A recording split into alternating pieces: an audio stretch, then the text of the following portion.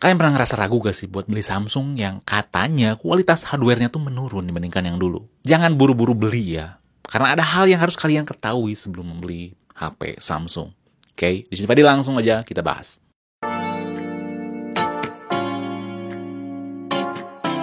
Saya tahu pasti banyak dari kalian tuh yang penasaran, kok Samsung yang dulu terkenal mahal sekarang bisa kasih harga murah sih? Misal di harga 1 jutaan kalian bisa dapetin Samsung A5 atau A06 yang pakai MediaTek G85, itu pun dapat 2 kali update Android. Murah banget kan?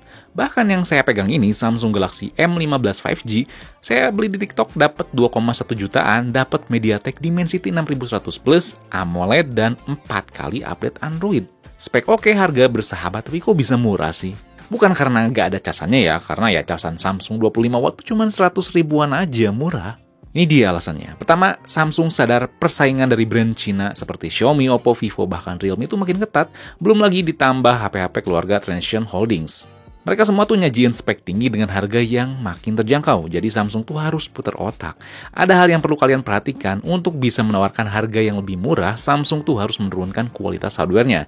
Contohnya, kalau kita bandingkan dengan Samsung A8 2018 yang dulu harganya tuh nggak sampai 5 juta, kualitas build-nya tuh mantap ya, pakai frame aluminium, layar AMOLED, bahkan punya rating IP68. Sekarang, nggak ada yang pakai frame aluminium di harga 5 juta ke bawah.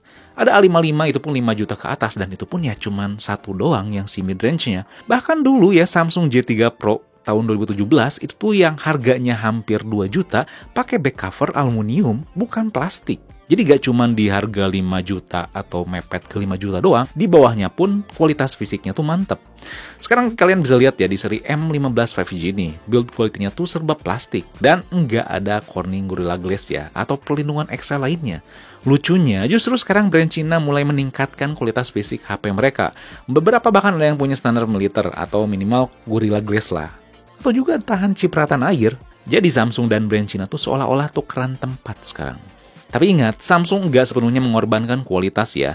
Memang build fisiknya tuh sederhana sekarang, tapi mereka kompensasinya ada di softwarenya. Samsung terkenal dengan One UI yang rapi dan bersahabat, enak dipakainya. Kalian dapat update panjang di M15 5G ini yang harganya terjangkau, bahkan bisa dapat 4 kali update Android dan 5 tahun security patch. Mana brand lain yang bisa kayak gitu? Nah, yang kedua tuh masalah penggunaan prosesor. Samsung juga mulai banyak pakai prosesor MediaTek ya, beda dari dulu yang sering pakai Snapdragon atau Exynos.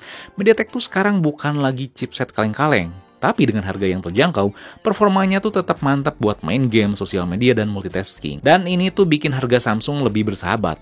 Kayak saya pakai Samsung Galaxy M15 5G ini tuh nyaman, gak ada masalah sama sekali, gak cuman modal update panjang doang, karena bisa ngasih experience software dan hardware yang cukup harmonis. Samsung Galaxy Tab S10 pun yang baru meluncur itu pakai MediaTek Dimensity, padahal harganya tuh 10 juta ke atas. Yang berarti memang MediaTek tuh udah lebih solid dibandingkan yang dulu. Kalau aja ya M15 atau Samsung Tab S10 atau mid-range Samsung lainnya tuh maksain pakai Snapdragon, harganya tuh bakal jauh lebih mahal sih. Jadi apakah kualitas hardware Samsung tuh menurun dibandingkan yang dulu? Iya, itu jelas.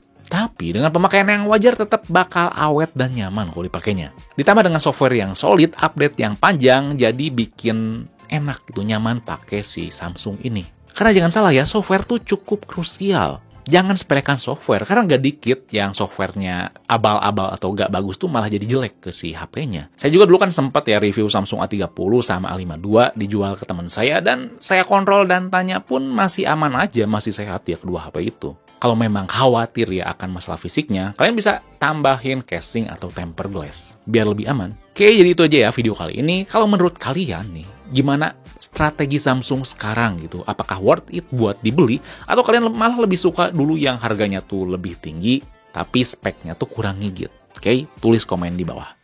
Di sini Fadil, peace out.